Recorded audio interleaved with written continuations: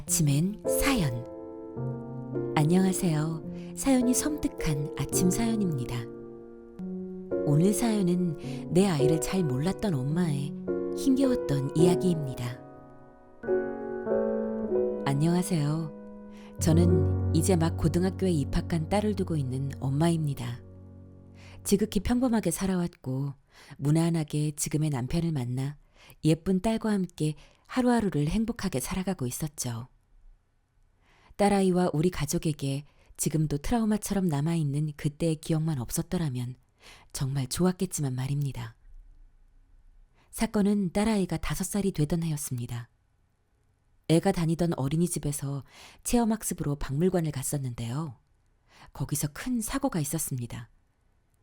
선생님들이 적은 숫자로 아이들을 케어하던 중에 길고 높은 계단에서 한 아이가 굴러 떨어졌거든요.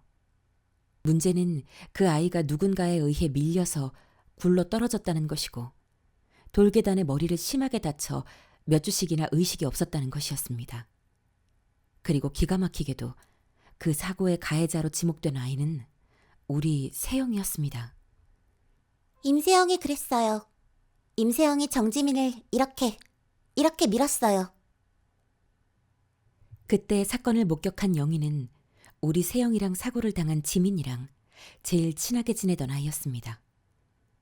엄마들끼리도 애들을 삼공지라고 불러주면서 아주 가깝게 지냈죠. 세영아, 정말 세영이가 그랬어? 왜? 지민이는 세영이랑 제일 친한 친구잖아. 근데 왜? 줄지어 이동하던 아이들의 맨 뒤에서 선생님이 잠시 뒤를 비운 사이에 벌어진 참극이었습니다. 지민이를 병원으로 옮기고 아이들을 수습하는 그 시간에도 우리 세영이는 꿀먹은 벙어리처럼 아무 말도 못하고 멀뚱히 서 있었대요. 마치 너무 놀라 넋이 나간 아이 마냥 아무런 표정도 없이 말이죠. 다행히 응급실에서 서둘러 조치를 취한 덕에 지민이의 생명에는 지장이 없었지만 의식을 회복할 때까지 시간은 무척이나 길고 더디게 갔습니다. 지민이가 아무 문제 없기를 바랬던 부모들의 간절함이 그 며칠의 시간을 더 길게 느끼게 했던 것이겠죠. 세영아, 괜찮아. 괜찮으니까 어떻게 된 건지 엄마한테 말해줄 수 있겠어? 정말 우리 세영이가 지민이를 이렇게 밀었어? 연락을 받고 달려간 자리에서 저는 우선 무엇보다도 놀란 아이를 먼저 꼭 끌어안아주곤 조심스럽게 물었습니다. 하지만 우리 세영이는 아무런 말도 하지 못했고 표정조차 완전히 지워진 것처럼 반응이 없었어요. 세영아, 얘가 왜 이래? 세영아, 엄마 봐봐. 세영아, 어떡해. 우리 애가 어떡하니? 우리 세영이. 가뜩이나 소심하고 말도 더뎠던 세영이의 상태가 정말 이상했습니다. 놀라서 울기라도 하면 좋으련만 세영이는 헛개비처럼 도통 아무런 대꾸가 없었습니다. 게다가 엎친 데 덮친 격으로 지민이가 병원에 있는 그 몇 주 동안 저희 가족은 감당하기 힘든 경험을 해야 했습니다. 가해자와 가해 가족이라는 소름 끼치는 딱지를 달고 경찰서와 법원 또 거기서 지정한 정신과 병원까지 쉼없이 끌려다녀야 했거든요. 그곳의 사람들은 쓰는 말과 말투만 달랐을 뿐 한결같이 똑같은 걸 묻고 있었습니다. 세영이가 언제 말을 시작했고 어떻게 자랐는지, 특이사항은 없었는지, 집안 형편은 어떻고 밀기 직전까지의 상황은 어땠는지, 지금 세영이의 상태는 어떠하며 앞으로의 사고 가능성은 없을지 등등이었죠. 더불어 저와 제 남편도 집안의 정신병력을 비롯해서 아이를 대하는 태도와 방식까지 정말 꼼꼼하고 면밀하게 조사를 받아야 했습니다. 그래도 그나마 저와 제 남편이 받는 것들은 견딜만 했는데 상담이라는 이름으로 우리 세영이가 받아야 했던 조사는 고작 5살밖에 안 된 여자아이에게는 말도 안 될 만큼 가혹한 것이었습니다. 비록 부모인 저희 부부가 바로 옆이나 문 밖에서 함께 있었고 경찰관이든 판사든 의사 선생님이든 모두 표정은 웃고 있었지만 세영이가 그 분위기나 상황을 전혀 눈치채지 못할 만큼 어리지는 않았거든요. 소심하긴 해도 눈치 하나만큼은 어른 뺨치는 아이였으니까 말입니다. 많이 좋아졌다고는 해도 그때까지의 대한민국 수준은 그 정도였습니다. 표정조차 읽을 수 없고 뜨문뜨문 다시 말을 시작한 세영이의 대답이 횡설수설하자 담당자들의 눈초리마저 곱지 않게 변해가고 있었죠. 때마침 어린이집 학부모 중 누군가가 지민이 엄마 곁에서 근거 없는 소문에 불을 지폈고 그 얘기는 어이없게도 역으로 담당 조사관들의 방향에 영향을 준 것 같았습니다. 지금에 와서야 알게 된 사실이지만 우리 세영이가 그들에게서 받는 상담이라던가 테스트의 내용이 본격적으로 사이코패스에 관한 쪽으로 집중되기 시작했던 시점이었습니다. 사이코패스라니. 그저 천사같이 작고 예쁜 내 딸아이가 만지면 부서질 것 같고 흔들면 깨질 것 같은 저 여린 아이가 엽기적인 영화나 뉴스에서나 보던 사이코패스라는 얘기를 도대체 어느 엄마가 실감할 수 있겠습니까? 하지만 담당자들은 물론 주위의 그 어떤 사람들도 우리 세영이와 가족들에게 호의적이지 않았습니다. 엄마, 나 이제 어린이집 못 가? 나 어린이집 가고 싶은데. 가야지 어린이집. 못 가긴 왜 못 가. 우리 세영이가 다니는 어린이집인데. 근데 세영아, 조금만 기다렸다가 가자. 어린이집에서 지금 뭘 많이 고친대.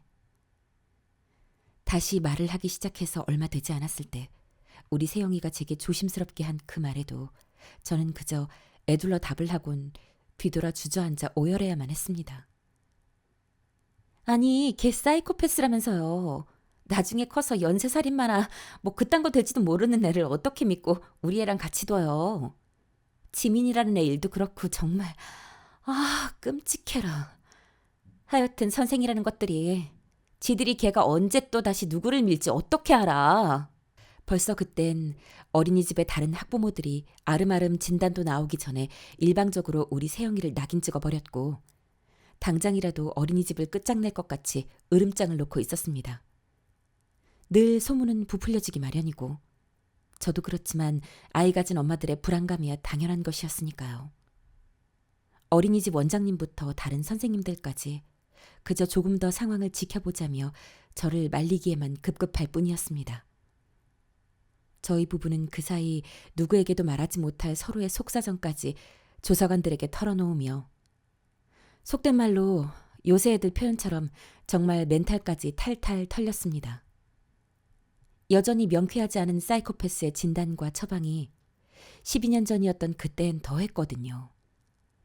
잠재적인 범죄자로 보는 시각이 압도적이었고 유전적인 요인들을 보다 중요시하던 때라 자연스럽게 저희 부부의 지나온 일상과 현재의 사적인 영역까지 단서가 아니 꼬투리가 될 만한 것들이라면 하나도 빠짐없이 모조리 조사관들에게 알려야만 했습니다. 그리고요, 그게 또 어찌됐건 경찰 조사에 이어 법원 명령으로 진행되는 상담이다 보니 어딜 가도 파견 교도관들이 따라 붙었습니다. 정말 꼭 무슨 범죄자가 된 기분이었죠. 그렇게 몇 주의 시간이 지나고 동네와 어린이집에서 너나 할 것 없이 우리 세영이에게 사이코패스라는 주홍 글씨를 새겨 넣을 무렵 지민이 부모들과도 어느 정도 합의가 진행되고 있었습니다. 다행히 어린 영희의 증언만 가지고 정황만으로 판단할 수는 없다는 것이 법원의 일관적인 입장이었고 거기에 세영이의 상담 내용들도 사이코패스를 확진할 수 없었던 터라 도의적인 측면에서 병원비를 함께 부담하는 정도로 조정이 되어가고 있었습니다. 무엇보다 다행히도 지민이의 상태가 눈에 띄게 좋아지고 있었고요. 그런데 전화가 왔습니다. 하루하루가 살얼음판 같았던 날들이어서 지민 엄마라고 뜨는 전화에 어찌나 놀랐던지. 화들짝 놀라 전화를 받고 뛰어간 병실에는 의식을 회복한 지민이가 멀쩡하게 앉아 있었습니다. 가벼운 골절이라던가 상처들은 이미 다 나은 상태였기 때문에 의식을 회복한 지민이는 제 엄마에게 응석을 부리며 아무렇지도 않게 좋아하는 과일을 먹고 있었던 거죠. 지민이가 제일 좋아하는 딸기를 말이에요. 그날 이후 저는 지민이네 집에 죄인이었던 터라 두근거리는 마음으로 정말 조심스럽게 지민이에게 다가갔습니다. 이전까지인 지민이의 상태가 어떻게 될지도 모르는 상황에서 저희 식구들을 귀신 보듯 대하던 지민 엄마 때문에 접근조차 불가능했었으니까요. 생각해보면 모든 정황과 증언이 우리 세영이를 가리키는 상황에서 지민 엄마의 반응은 너무나도 당연한 것이었습니다. 저라도 금쪽 같은 내 새끼를 그렇게 만든 애와 그 부모라면 또 정말로 그렇게 믿고 있었다면 치를 떨었을 테니까요. 병상 가까이 다가간 저에게 지민이는 예전처럼 친근하고 해맑게 인사를 했습니다.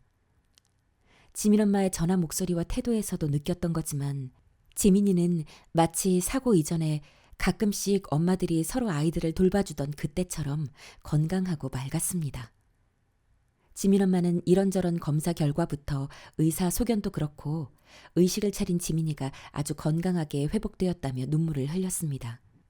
전부 다 아이들의 강인한 생명력 때문이 아닌가 생각을 하면서도 순간 이상했습니다. 잠시 지민이가 건강하다는 것과 이전처럼 아무렇지도 않게 저를 대하는 지민 엄마 덕택에 안도의 한숨을 쉬었지만 아무리 그래도 그 분위기는 바로 어제까지만 해도 원수가 따로 없을 정도로 험악했던 저와 지민 엄마의 상황과는 거리가 멀었기 때문입니다. 지민 엄마도 그런 제 모습에 어색함을 느꼈는지 슬며시 제 눈치를 보더니 지민이에게 물었습니다. 그런데 지 엄마의 질문에 대답하는 지민이의 말이 영희요. 영희가 밀었어요. 왜 그랬는지는 잘 모르겠는데 임세영이 깜짝 놀라서 제 손을 다시 잡으려고 손을 내밀었던 것까지 기억이 나요. 저는 다리가 풀려 주저앉고 말았습니다. 지민 엄마의 질문은 누가 지민이를 밀었는지 다시 한 번만 말해줄래? 였거든요. 그 자리에 앉아서 30분 넘게 통곡을 했던 것 같습니다. 죄 없는 우리 세영이가 불쌍해서 숨이 멎을 것 같았고요. 그간 당해온 혐오와 멸시들, 그리고 그 빌어먹을 경찰과 법원, 병원을 오가며 감내했던 그 숱한 공포와 모멸감들이 그 서러움이 한꺼번에 터져나와 온몸이 찢어지는 것 같았습니다. 병원에서 저를 데리고 나가며 다독거리는 지민 엄마의 위로에도 불구하고 피를 토하듯 한참을 울고 난 저는 남편에게 전화를 했습니다. 그저 아무 말도 없이 제 전화를 묵묵히 듣고 있던 남편에게서 끊어질 듯 쉼없이 이어지는 한숨소리가 들리더군요. 남편의 한숨소리가 미세하게 떨렸던 것을 저는 기억합니다. 그냥 궁금했어요. 거기서 넘어지면 어떻게 되는지. 거짓말이 들통나서 변명처럼 이런저런 거짓말을 하며 짜증을 내던 영희는 왜 그랬냐는 물음에 그렇게 답을 했답니다. 그저 지 호기심과 재미를 위해 아주 정당한 행동이었다는 것처럼. 나중에야 밝혀진 사실이지만 영희의 이상 행동은 그것만이 아니었습니다. 아이들이 종종 놀이터에서 함께 잠자리 같은 걸 잡으며 노는 걸 좋아했는데요. 그게 다 영희의 주도하에 다녔던 거거든요. 근데 영희는 그 나이에 잡기도 힘든 잠자리를 엄마들이 잡아주면 엄마들 몰래 숨겨뒀다가 꼭 아이들 앞에서 양 날개를 잡아 아무렇지도 않게 찢어 죽이곤 했다나 봐요. 같은 나이에 지 친구들의 입단속을 시킬 정도로 영희는 영악하고 거짓말에 익숙했던 것 같습니다. 영희 엄마도 그제야 기억을 되새기며 영희의 이상 행동들을 떠올렸는데 갓 초등학교에 입학한 지 오빠가 사온 병아리를 영희가 장난감처럼 집어던지며 놀았던 기억이었습니다. 너무나 당황스럽고 기가 막혀서 꾸중을 했더니 어? 병아리도 영희처럼 아파? 난 안 아픈데? 하며 아쉬워하더라는 것이었습니다. 그때는 그저 인형하고 잘 구분이 안 돼서 그러는가 보다 하고 넘어갔다고 하더라고요. 인형이야 늘 지 오빠랑 던지고 놀았으니까 라고 생각하면서. 게다가 더 놀라운 건 부모 상담을 통해서 확인된 바로는 영희의 유전적 결함이 부계 쪽에서 받은 거라는 사실이었습니다. 영희 엄마는 영희 아빠도 테스트에서 고위험군에 속하는 위험한 결과가 나왔다고 했습니다. 평소에 리더십 있고 능력이 좋아서 젊은 나이에 벌써 대기업 과장까지 승진을 했던 영희 아빠에게 그런 문제가 있을 줄은 꿈에도 몰랐다며 어찌나 걱정을 하고 무서워하는지. 100명 중에 1명 꼴이야. 적게 잡아도. 어릴 적 환경이나 안 좋은 경험 때문에 후천적으로 생기는 소시오패스까지 포함하면 25명 중에 1명이고 우리나라에선 치매 환자나 종류별 암 환자보다도 많은 게 현실이래. 제가 경황이 없어 그저 세영이의 상태를 살피고 하루하루 닥쳐오는 일들을 감당하느라 정신이 없을 때 남편은, 세영이 아빠는 좀 더 현실적인 대비들을 한 것 같았습니다. 사이코패스나 소시오패스, 둘 다 대부분 사업가나 정치인들 같은 제대로 된 직업으로 잘 살고 있고, 물론 사기꾼이나 흉악범들의 비율이 상대적으로 높긴 하지만 그건 일반인들 중에서도 얼마든지 생길 수 있는 문제고, 솔직히 내가 사이코패스나 소시오패스를 편드는 건 아니지만 이런 일을 겪고 나니 조금 다르긴 하네. 분명한 건 걔들이 장애를 짊어지고 사는 사람들이라는 거야. 그래서 통칭 반사회적 인격장애라고 불리는 거고, 아이들 같은 경우엔 그 흔하디 흔한 ADHD가 방치돼서 발전하는 경우도 많대.